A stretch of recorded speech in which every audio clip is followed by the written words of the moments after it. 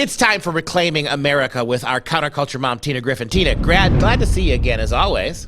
Absolutely. How you doing, Dr. Duke? Let's reclaim America together. Let's claim it together. We can plant our collective flag. Let's do that. And let's start by getting rid of idiot politicians like this guy. This is Matthew Dowd, right? He is considered to be a relatively tolerant liberal, but he's not. He was the former advisor for President George Bush. He's worked with other Republican causes. Now he initially was going to run for public office in Texas as a great big lefty. And his argument is that if Jesus was alive today, he would be called a groomer and a socialist by us evil conservatives. Take a look at the video and then you can comment.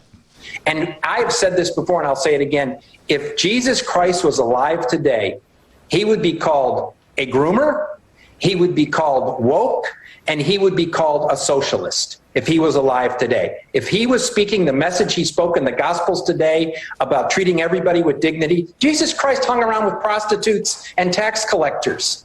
He was nailed to a cross because he spoke on behalf of the most marginalized people in the Middle East. He's now dropped out of the race because as a white man, he's not diverse enough. That's the reason. Let me address directly the problem. He said, if you eat conservatives are so bad, if Jesus were alive today, you'd call Jesus a groomer, a socialist, and woke. Let me address them. We would call Jesus a groomer. No, this is the same Jesus said that if you corrupt little children like the left does, you'll have a millstone thrown around your neck and you'd be thrown into the ocean. Number two, the idea that Jesus was woke, this is the same Jesus who pointed directly back to the Old Testament for his moral values. That ain't woke, brother. And number three, Jesus would be a socialist. Excuse me? Jesus completely condemns all political solutions and has what given to Caesar what is Caesar. So again, strike three for Matthew Dowd. Duke for president.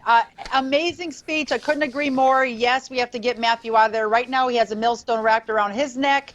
Everybody gather forces, get around him, because if people like this have the blinders come off and they place their faith and truth in Jesus, we would have a different America, and he would be very bold and outspoken on the path that is leading to justice. And liberals want us to believe if Jesus were alive today, he'd be all about murdering the babies in the name of feminism.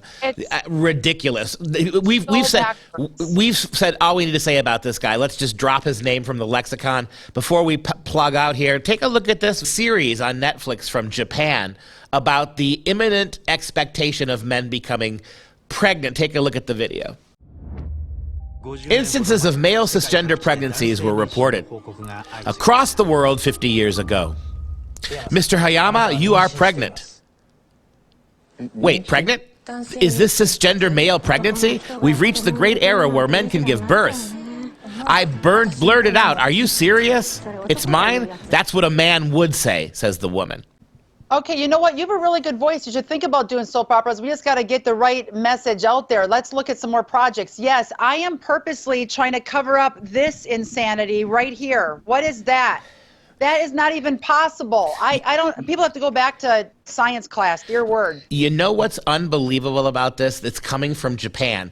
This is Japan, who was in the news just last week. Elon Musk said, hey, if you're paying attention to what's going on in Japan, Japan is considering demographic suicide. They are not having any babies. It's the lowest baby birth in any major country in the history that we've ever tracked.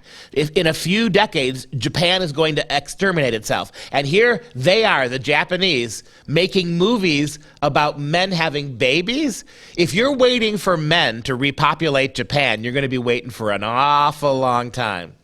Absolutely. It's just crazy. And of course, we know everyone's agenda. The globalists here want to destroy the nuclear family and anything to do with Christianity and destroy our children's minds. No way, Jose, not going to happen on my watch, not in my day and age. And the crazy thing is, anyone watching these programs, people won't want to watch these programs. I think it's going to tank because people are awake to what's going on. Even the leftists, even kids are being brainwashed, are seeing that this isn't even possible. This wasn't that funny or interesting when Arnold Schwarzenegger got pregnant in a movie 20 years ago. Junior, right? So, hey, you know what we need to fix this problem? A big-time dose of Tina Griffin. Tell people how they get your material.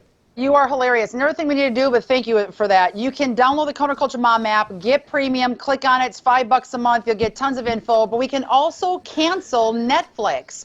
Netflix, Dr. Duke, has lost billions of dollars in recent weeks. We've seen many families canceling Disney Plus subscriptions because of the leaked videos discussing their LGBT agenda they're pushing on young children.